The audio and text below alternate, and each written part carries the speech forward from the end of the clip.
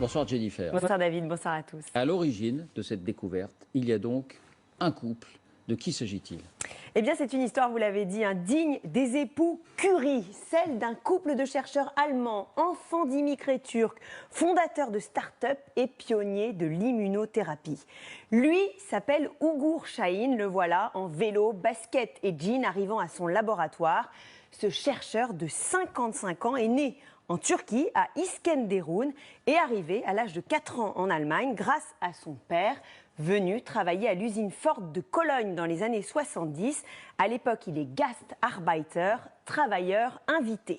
Très vite, Ugur Şahin se passionne pour la recherche scientifique. Il étudie la médecine à l'université de Cologne et travaille à l'université de Hambourg. Pendant ses études, il rencontre son épouse, Özlem Türeci, 53 ans aujourd'hui, née en Allemagne et d'origine turque elle aussi. Son père, médecin à Istanbul, était venu travailler dans cet hôpital, l'hôpital catholique de Cloppenburg. Ensemble, ils ont un point commun, ils sont passionnés et travaillent sans arrêt, d'où cette anecdote. Ils racontent qu'en 2002, le jour de leur mariage, ils se sont accordés une demi-heure pour aller signer les registres d'état civil avant de retourner travailler. À eux deux, ils forment une Dream Team. Ce sont aussi des entrepreneurs. En 2001, ils ont fondé la société Ganymede. Priorité, la lutte contre le cancer. Leur succès est éclatant. Elle est revendue en 2016 1,2 milliard d'euros. Les voilà riches. Mais ils ne s'arrêtent pas là. En 2008, ils créent BioNTech, la fameuse société dont on parle aujourd'hui. Siège de l'entreprise, rue de la Mine d'Or à Mayence. Ça ne s'invente pas. BioNTech devient un poids lourd avec 1500 employés de plus de 60 pays.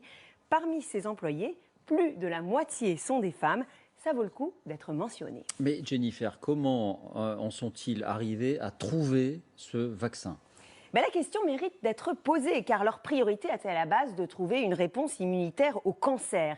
Et là, un article, cet article, le voici dans The Lancet, change tout. À l'intérieur, Ugur Şahin, il lit un article sur le mystérieux coronavirus en Chine. Nous sommes en janvier, c'est le tout début de l'épidémie. Mais là, déjà, il a une intuition. Écoutez, c'est quasiment de la prémonition. Die Arbeit hat die Infektion, diesen Ausbruch in einer Art und Weise beschrieben, so dass ich zu der Schlussfolgerung kommen musste, dass diese Infektion nicht lokal bleiben wird, sondern sich pandemisch ausbreiten wird. Et là, ce couple de chercheurs développe un plan de bataille qu'ils baptisent « Vitesse de la lumière ». 40 personnes, 7 jours sur 7, jour et nuit, travaillent sur le projet. Tous renoncent à leurs vacances et les heures supplémentaires sont généreusement compensées. Résultat, en mars, avant même l'annonce du confinement en France, 20 candidats vaccins sont en lice pour les tests. L'un d'entre eux, BNT 162B2, va devenir le premier vaccin anti-Covid efficace au monde, celui dont on parle aujourd'hui.